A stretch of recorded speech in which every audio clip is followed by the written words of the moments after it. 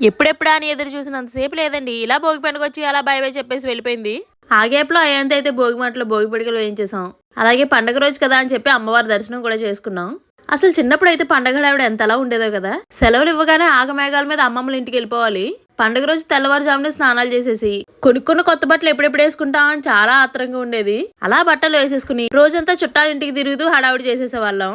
అసలు మన చిన్నప్పుడు అయితే ఎన్ని రకాల పిండి వంటలు చేసేవారో మన ఇంట్లో. ఇప్పుడు అన్ని రకాలు చేయడానికి ఓపికలు కూడా ఎవరికి లేవండి. అవి కూడా ఆన్లైన్ లో ఆర్డర్లు ఇచ్చేసుకుంటున్నారు. పండగ రోజు మన ఇంటికి ఎవరైనా వచ్చి స్వీట్ ఇస్తే అంతకు మించిన స్పెషల్ ఉంటుందా? భోగి రోజు అలా మా సాగరాన్ని ఇంటికి వచ్చి మమ్మల్ని పలకరించి అలా స్వీట్ అయితే ఇచ్చేసి వెళ్ళాడు. ఆ బాక్స్ లో ఏముందా ఎప్పుడెప్పుడు ఓపెన్ చేసి చూసేద్దామా అని చిన్నపిల్లలందరికీ ఉండే కంగారే ఆయనకు కూడా వచ్చింది. అది ఓపెన్ చేసే వరకు వీడు పడుకునేలా లేడని ఓపెన్ చేసేసాను. అందులో అయితే డ్రై ఫ్రూట్స్ పూతరేకులు ఉన్నాయి. మీకు కూడా పూతరేకులు అంటే ఇష్టం, వీడియో లైక్ చేసి చెప్పండి. అలా సాయంత్రం చేసి అయ్యాన్ వాళ్ళ అమ్మమ్మని తీసుకుని షాపింగ్ అయితే వెళ్ళాడు. ఇంతకీ మీ భోగి ఎలా జరిగింది? వీడియో నచ్చితే లైక్ చేసి వెంటనే సబ్స్క్రైబ్ చేసేయండి.